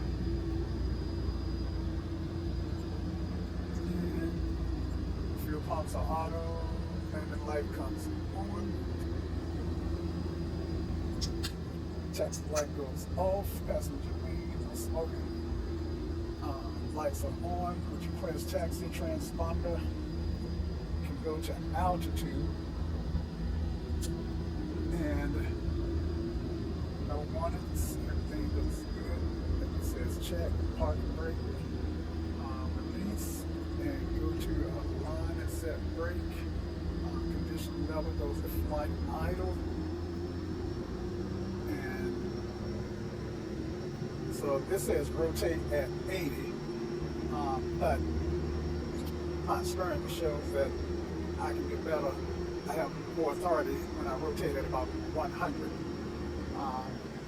But if I'm on a short field, then I would rotate once I get to 80. Okay, and I guess I never did dial in my 15-degree flaps. All right, so let's get started. So takeoff power is going to be about 40. Airspeed's coming alive.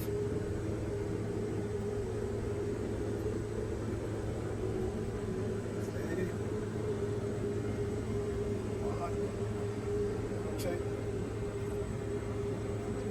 Positive brake, tap like brake.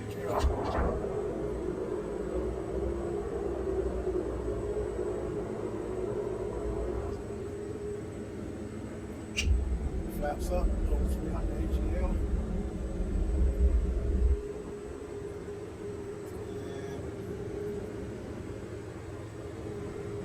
And power back a little bit. Start the turn. And you want to fly to about 1800. I think 1500 is the actual.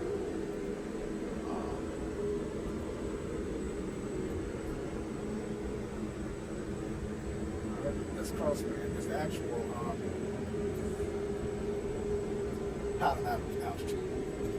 Okay, so it's the same. I'm going through it.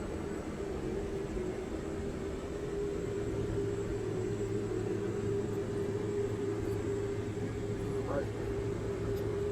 Now I gotta say, this aircraft is a jointed fly. It handles nicely. It handles so nice that I'm almost inclined to say anybody who can fly a Cessna can actually fly this, but I guess that's true with any aircraft. Basically all of them fly the same. All right. So check my gear. Gears up, flaps are up. Alrighty. And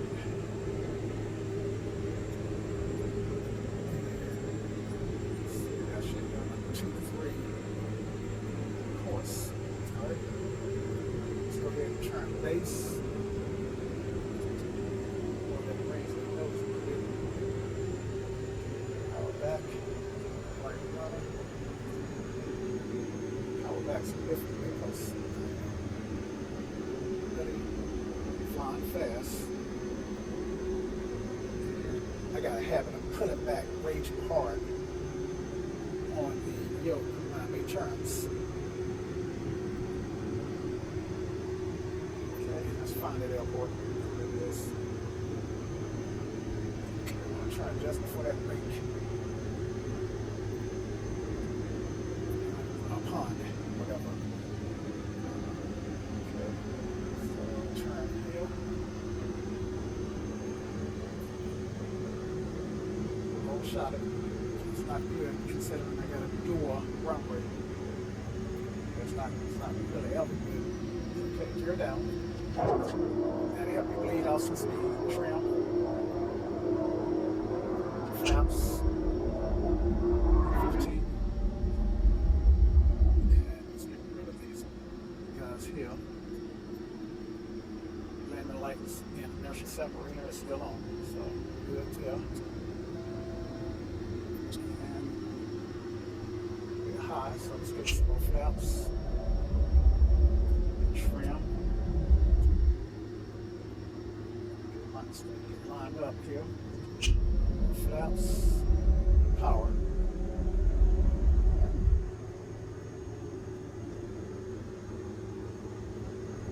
Alright, now let's transition to the end of the runway.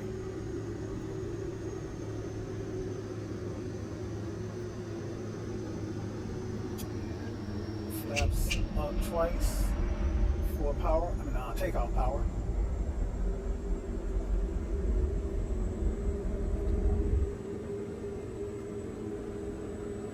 Rotate. Positive brake, tap the brake, gear up.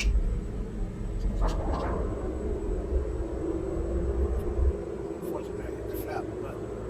Gear up, but in a real plane, there wouldn't be buttons. That's so close together on the side check. Okay, so that was our pattern, and we're gonna go to, I think we went to Burlington last time, so let's go down that end. And we'll go there. Flight plan. I think we remember it from the last time. So what I can do is just, I like that.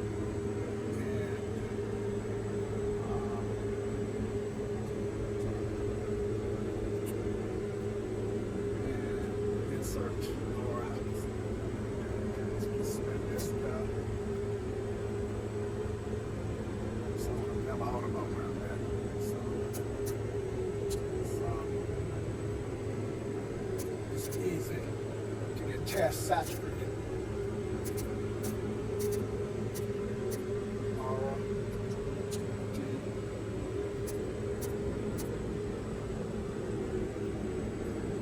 Now I took off on 5, and now I'm at about 110, and my plan was to fly the runway course.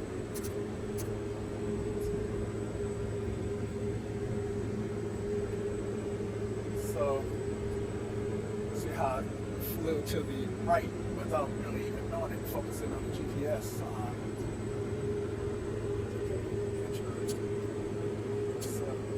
Alright, so that's my flight plan. And then I'm going to go to break the road. And then I should have that down again. Okay. And now I want to engage my autopilot. Actually, I want to go up here and turn my inertial separator and my landing light off. Okay, good. And turn this valve on. And y'all down when these come on. Okay. So this goes in GPS mode. So I should turn and intercept my line. Now I engage my trim. Plot my altitude around that. Because I was steadily gaining altitude, which I didn't even do. Well, 5,500, I think is what I wanted. So let's set this for 5,500.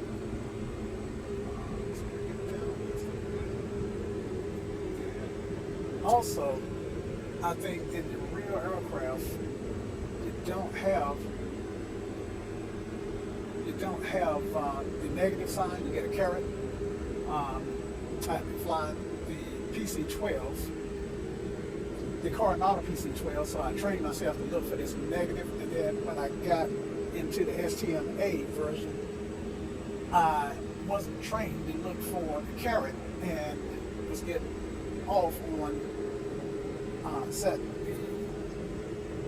it for a ascent versus descent.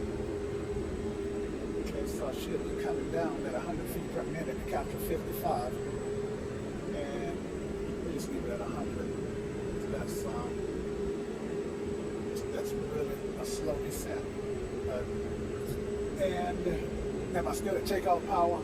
Virtually, yeah, so I can pull this back. And 36.9 is the high cruise for this aircraft. I'm intercepting my magenta line here. 36.9 is really between, I think, at this altitude. Well, I got a table I can pull up for cruise. Open check this. And I have to pull this one up, otherwise. Okay, so at 5,500 for low range cruise, I want to be somewhere around 27 psi on the torque. And for high speed cruise, maximum cruise power, then 36.9 is pretty much the rule until you get to about 14,000. Okay, so that's having that this table in the cruise is pretty cool.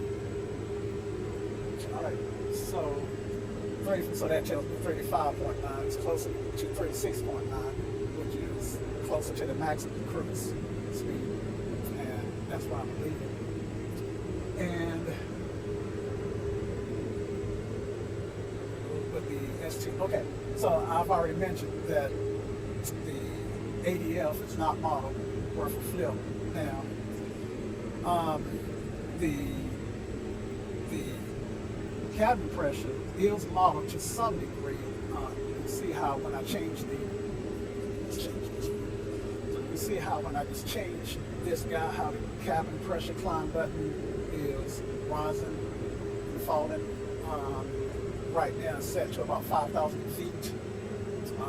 That's what the fat button tells me, and I think the small button tells me about how many feet per minute is set to change. I'm still learning how this works.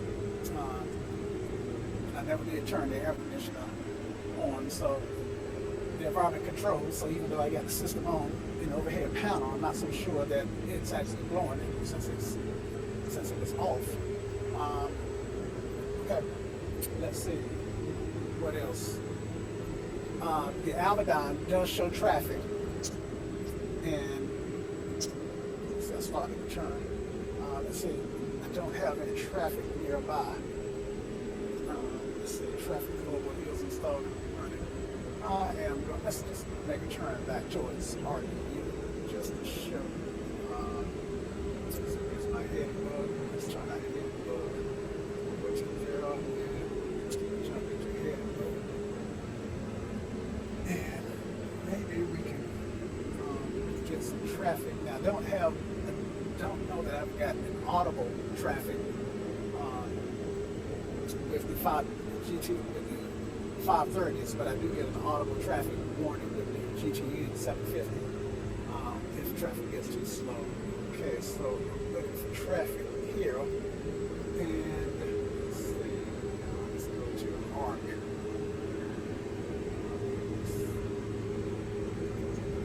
So I can't, it's hard for me to tell what the range is. I made a big deal about this working in the STMA version.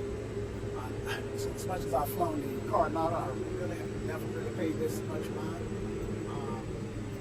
But 20 nautical miles, 244, and it should show minutes from destination on the next waypoint. So 5 minutes from, I would have been 5 minutes had I not turned around. So that should be going up, since I turned around and flying ahead of my head above. Okay, but I'm actually looking, where's the airport in relationship to where we are? It's over here. It should be over here. I think it's blocked. So let's just turn the head above to the left a little bit.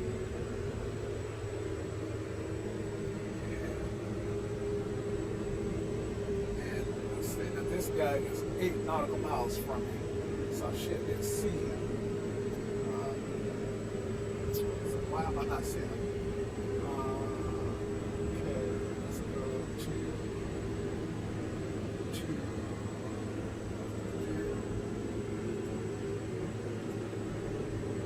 Florida.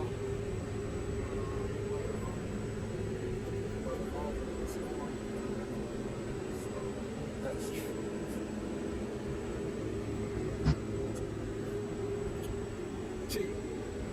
Charles, that's terrain. And look like terrain is modeled on this one. I don't think it's modeled on the STMA.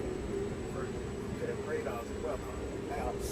I'm still looking for traffic. I know I've seen traffic before, and if I don't get traffic, it's going to have to take my word for it. Normal traffic. Normal traffic.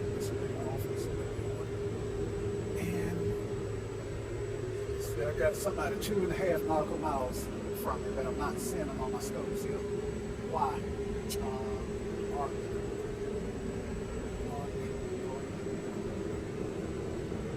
Yeah, they're 1 mile out of the airline.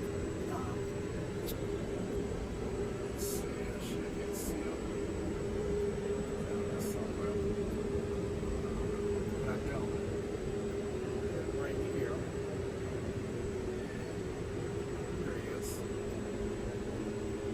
So let's go.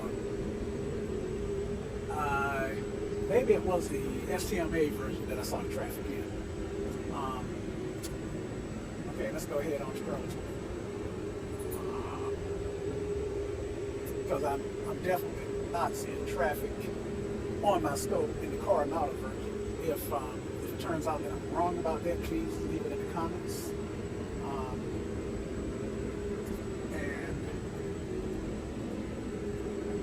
Get a finger that ought to indicate that these ought to be clickable, but I don't know what they are.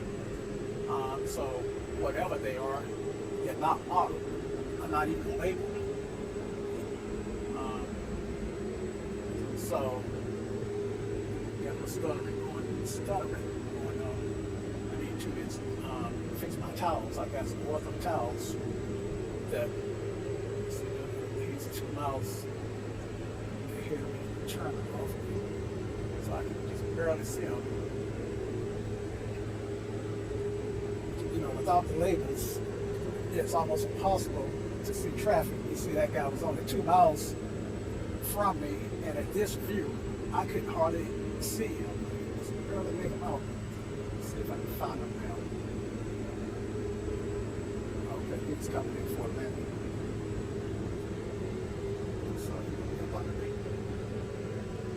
but I'm disappointed that I'm not seeing traffic in the Carenado. I do know that the weather does tend to work. Let's see, wrong button. Flight configurator and weather. Let's make this stormy and precipitation heavy. Let's see what I get. All right. Let's go to weather. And I didn't do this in the other aircraft, so I apologize for that. So I'm not seeing weather on the scope here, but I'm pretty sure that I have seen weather on the scope. I should turn my flight director on so I can see the aircraft. It's going to fly towards this guy, and let's get this guy will line up with that guy once I turn on course. And I'm just learning about how the flight director works. parts. Okay. So the Abaddon is modeled to some degree. I'm disappointed. I don't have any mountains around here, so I can't check terrain. But I'm disappointed that I'm not seeing traffic. Traffic is normal. Split off. And I can tell you on the other version, I'm 6 minutes out from the destination. On the STMA version, when I hit this mark, I got three now. I got something there. Okay, that's a waypoint. I got 3 different modes that it cycled through, hitting the hard button. And on the Carenado, I got a toggle on and off. So, and get that another balance. Make sure that I'm APS that it now. Okay. So you see I'm turning and see how this is lining up. And I can actually go back to, wrong button again, to my good weather. Probably what I should have did. Yes, I got all those cumulus clouds. Let me just do this one more time. Let's check the weather one more time. Sometimes it do take stuff a minute to come in. And it's not picking up those clouds.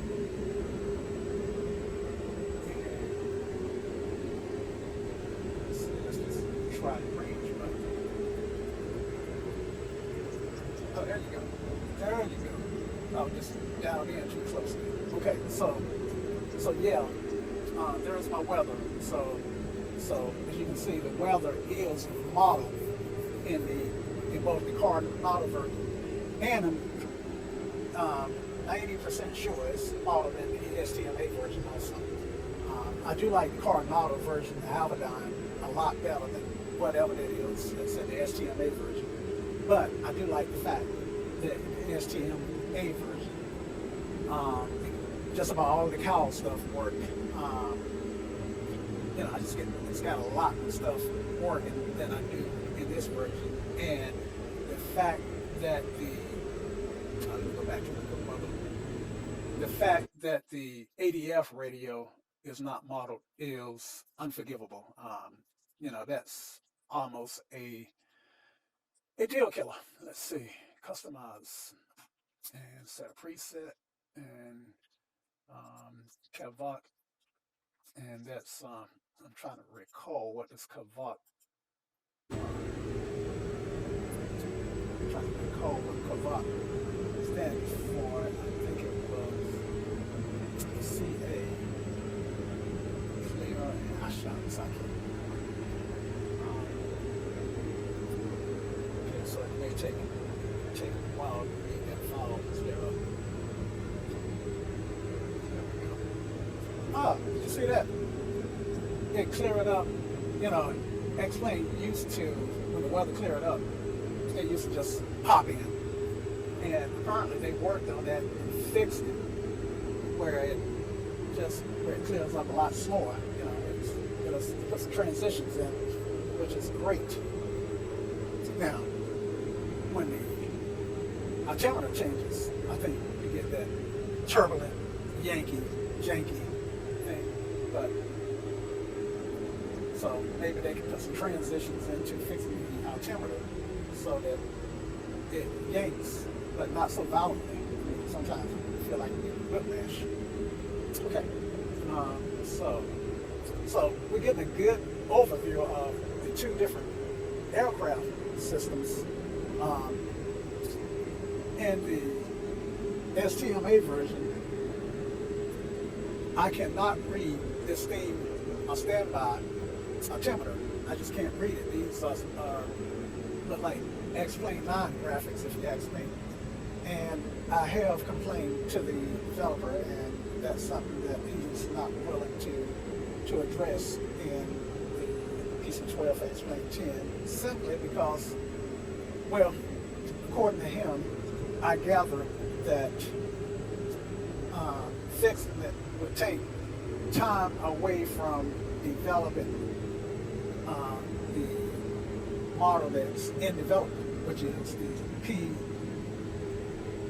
PC12E, which I believe is the same as the PC12NG or the NGE. And I could be wrong about what that's called. So we should be getting close to Burlington in about 5 minutes. Should be about up. Okay, so let me get adjusted back in my seat here. 1 minute. So we should be right on top of the airport. We're at 5,000 feet, so there's no way we can get down. So let's just do a 360 here. And I am not going to shoot any approaches. I should start practicing those every chance I get. And usually when I say something out loud, that's usually because it's somewhere around my heart to start doing it. Okay, so there's my airport. And wind is calm, so that's the runway 6. I think that's what it is. The next time.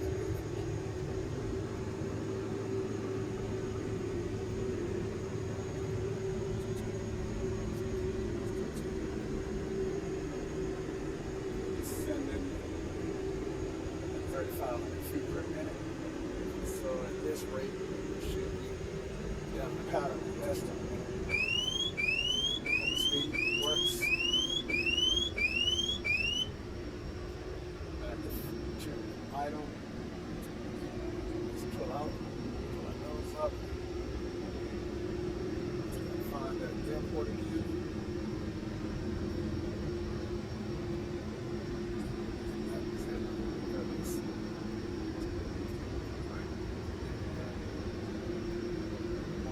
Left side, outside.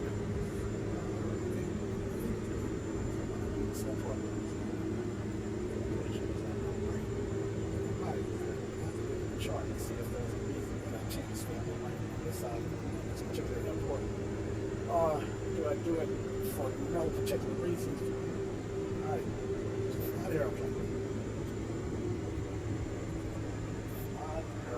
Turn on the buttons so you can see how I'm manipulating this thing. Okay, so I'm at 2600 and there's a stuttering going on there.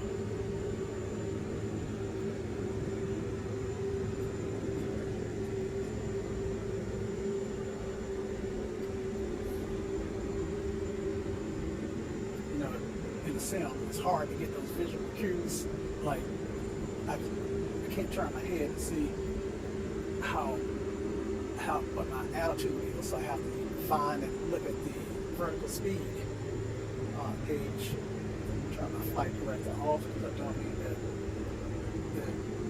anymore. I need to learn how to rely more on this. I think it's called HSI.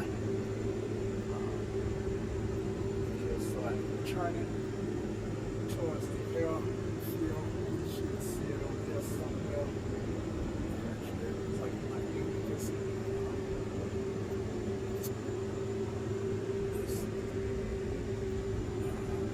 It's behind me.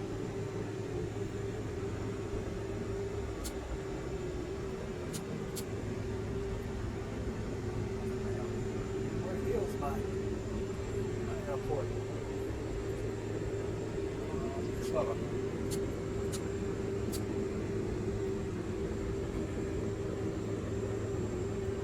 This is it right here. Alright, so it should be right over there off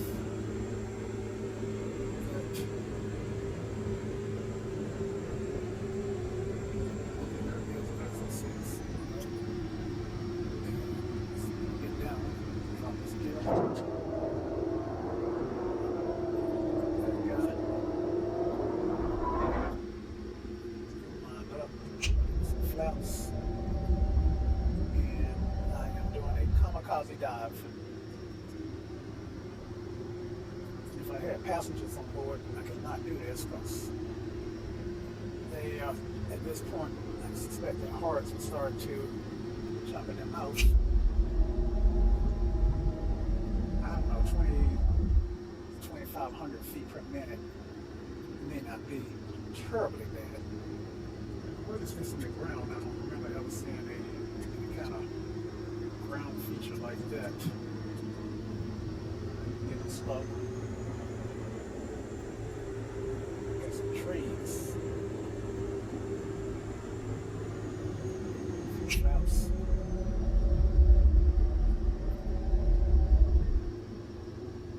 I don't remember these trees being such an obstacle before.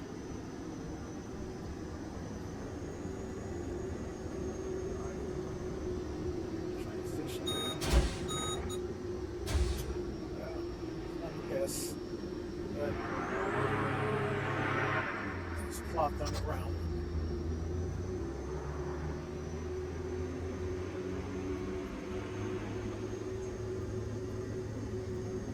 And there you go, boys and girls, ladies and gentlemen. Here we are at Burlington, in the middle of this in this pandemic, in this COVID-19. I want to say Carenado, coronavirus thingy that we got going on.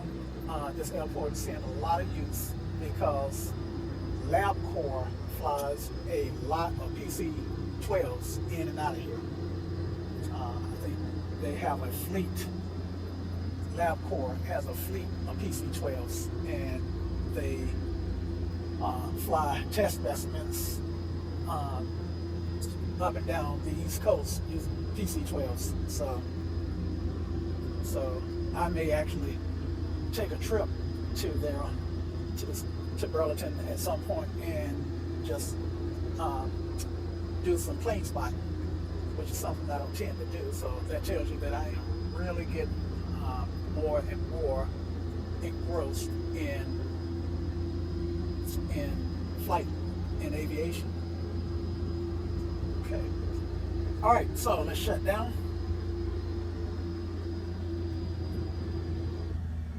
And I should have turned these guys off before.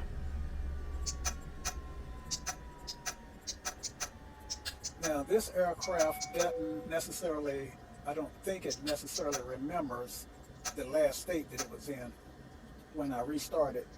So, yeah, it doesn't, because there have been too many times that I've just landed, pulled onto the apron, and shut it down, but with absolutely no penalty when I started up the next one. Okay, so there you go. I hope this comparison and contrast has been useful.